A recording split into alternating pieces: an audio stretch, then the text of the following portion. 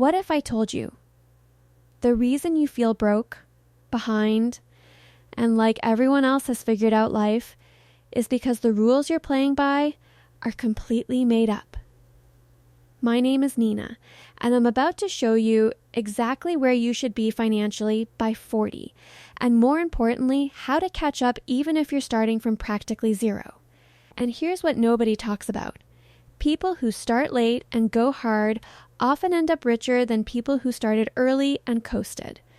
There's a math reason for this. Stick with me. Picture this. You're at a dinner party. Derek is talking about how he's maxed out his 401k for the 12th year straight. Carol just bought a rental property. Someone else's brokerage account hit some milestone you didn't even know existed. And you're sitting there doing mental math, quietly wondering if that $8,000 in your 401k even counts. You smile. You nod. You say that's great. And then you go home and stare at the ceiling. You start spiraling. Should I have bought a house 5 years ago? Why didn't anyone teach me this stuff in my 20s? Is it too late? Am I going to be working until I'm 75? Here's what nobody at that dinner party admitted. Derek's rental property has been vacant for 3 months and is bleeding him dry. Carol has $40,000 in credit card debt she's hiding from her husband. The other half are drowning in anxiety just like you. They've just learned to perform confidence. Because that's what adults apparently do. Here's the real problem. The benchmarks you're measuring yourself against were written in 1985, when houses cost $89,000. When one income could support a family of 4.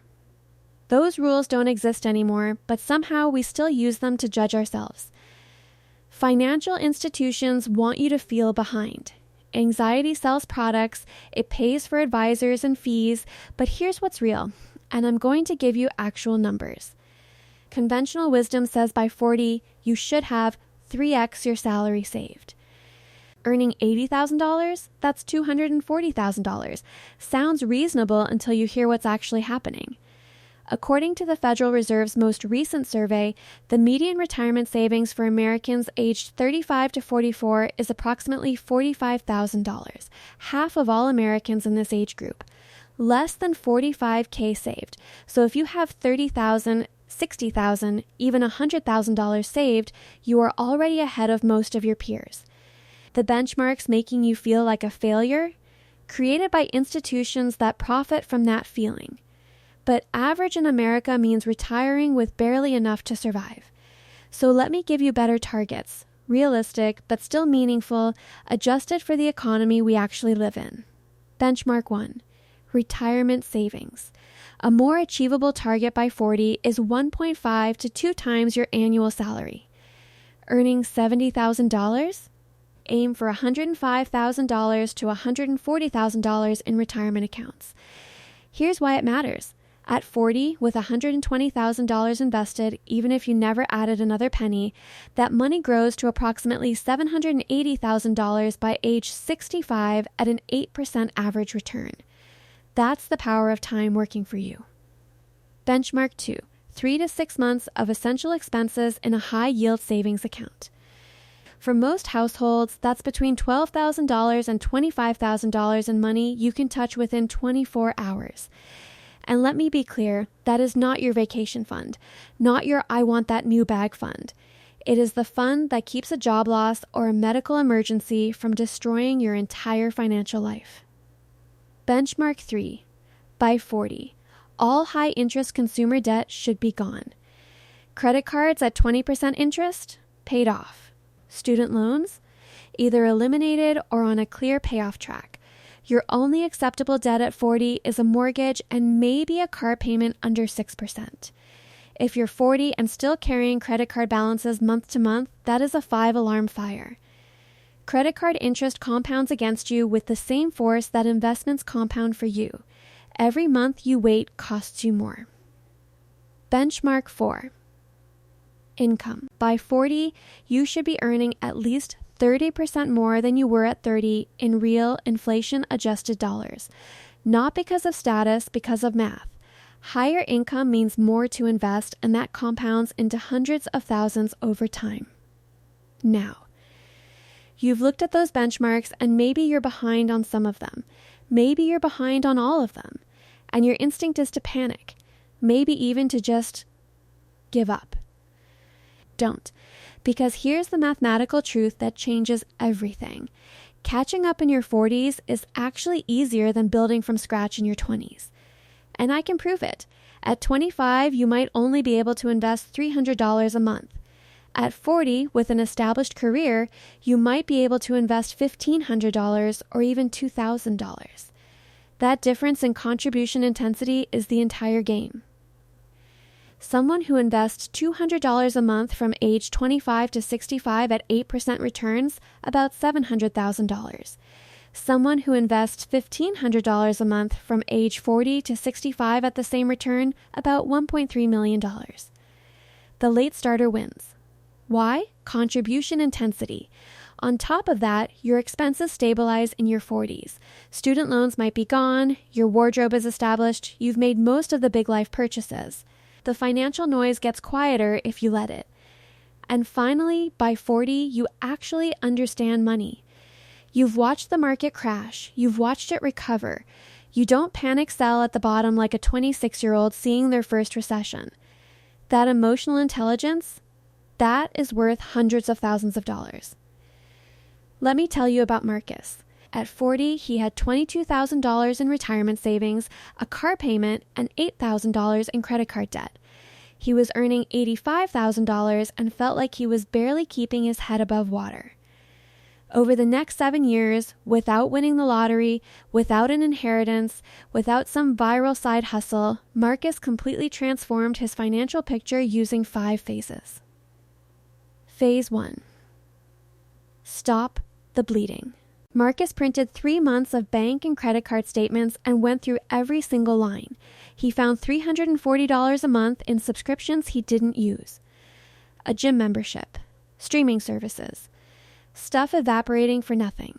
He also refinanced his car loan from 8.9% to 4.2%, saving $127 a month. Phase 2, destroy the debt. Marcus threw every extra dollar at his credit card. He used the debt avalanche, targeting the highest interest rate first. 8 months later, the credit card debt was gone. He now had $850 a month freed up for wealth building. Phase 3, build a proper emergency fund. $2,000 wasn't enough. He built it to $15,000, 4 months of essential expenses. This broke the debt cycle permanently. Without this buffer, every unexpected expense pushes you back into credit card debt. Phase 4, the catch-up contribution advantage. Marcus maxed out his employer match immediately, a guaranteed 50% return. Then he increased his contribution rate by 1% every 6 months. Slow enough that he barely noticed. By 45, he was contributing 18% of his salary, almost painlessly. Phase 5, income acceleration. Marcus got a certification in his field, cost him $3,000 and 6 months of studying. 2 years later, a $22,000 salary increase. And here's the critical part. He didn't spend the raise. He invested the entire difference. By age 49, 7 years after starting with almost nothing, Marcus had accumulated over $380,000 in retirement savings. His only debt was his mortgage. He was on track to retire at 62 with over $1.2 million in investment assets. Here's something most personal finance videos completely skip over, and it's the thing that changes the math faster than almost anything else. Your career is the engine powering every single benchmark we've talked about. You can budget perfectly and still lose. Because there's a ceiling on how much you can cut. There is no ceiling on how much you can earn. By 40, you need at least one specialized skill that commands premium pay. Generalists get replaced. Specialists get recruited. If you cannot tell me in one sentence what you do better than 90% of people in your field, that is a positioning problem. And positioning is completely fixable. A general marketing manager competes with thousands of people for every opening. A manager who specializes in customer retention for subscription software, maybe a few dozen competitors. Specialization shrinks your competition and multiplies your salary leverage every time you negotiate. Marcus understood this. That certification cost him $3,000 and 6 months of evenings. In return, a $22,000 raise. And he invested every single dollar of it. That investment in himself paid back more than any stock he ever bought. And here is what nobody warns you about income growth. The moment you get a raise, the temptation to upgrade your life is overwhelming. Nicer apartment. Better car. More dinners out. That is lifestyle creep, and it is the silent killer of every financial turnaround story I have ever seen. When Marcus got his $22,000 raise, he didn't touch a single dollar of it for lifestyle. He already knew how to live on his old salary. So the entire raise went straight to his future. That one decision alone accounted for nearly $150,000 of his final investment balance. One decision. Now, for those of you already in solid financial shape, I need to talk to you specifically. Because there is a trap waiting for people who've done the right things. It's called the complacency trap. And it quietly destroys more financial futures than starting from zero ever does. Here's how it works. You hit your late 30s in decent shape. You've been disciplined. You feel like you've earned some comfort. And then lifestyle creep sets in. Slowly, almost invisibly, the house gets upgraded, the cars get nicer, the vacations get longer, the kids go to private school. By 50, somehow you've managed to spend your way back to financial stress despite earning more than ever. Your income doubled over the decade, but so did your expenses. You're right back on the treadmill, just running faster and going nowhere new. The antidote is simple but uncomfortable. Every time your lifestyle expands, recalculate your retirement number. That bigger house doesn't just cost more to buy, it costs more to heat, maintain, insure, and furnish every year, including in retirement. Your floor keeps rising. Make sure your savings rate rises with it. There is a psychological trap I need to warn you about. It's called financial paralysis. You know you need to act. You read articles, you watch videos, you bookmark resources, and then you do nothing because the gap feels too big. The shame of being behind creates avoidance. Avoidance makes the gap bigger. The gap creates more shame. The cycle continues. The only way to break it is with one specific action in the next 48 hours. If you have high interest debt, right now, tonight, open a balance transfer card with a 0% intro rate. Stop the bleeding immediately. If you have no savings, set up an automatic transfer of even $200 per paycheck into a high-yield savings account. Automation removes willpower from the equation. The money moves before you can spend it. If you have savings but aren't investing, log into your 401k portal right now and increase your contribution by just 2%.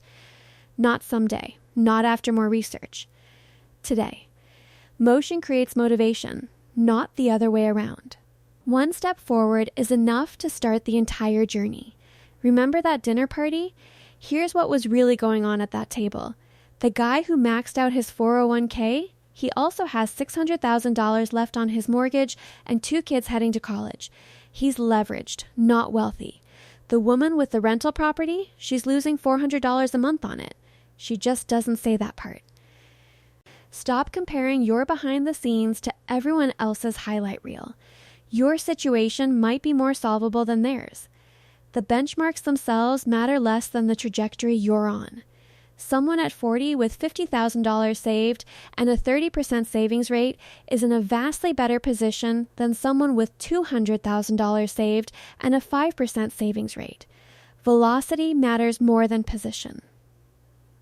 If you're behind where you expected to be, you are standing at the most powerful wealth-building moment of your life. Your earning potential is near its peak. Your timeline is still long enough for compound interest to work its magic. Your 40s might be the most important financial decade you have. 10 years from now, you'll either look back at this moment as the turning point, or you'll be having the same anxious feelings at the next dinner party. The benchmarks aren't the point. What you do next is the point. If this video helped you, drop a comment below telling me one action you're going to take in the next 48 hours. I read every single one. Subscribe if you want real, no-fluff financial content every week. And hit the notification bell so you don't miss the next one. I'm Nina, and I'll see you in the next one.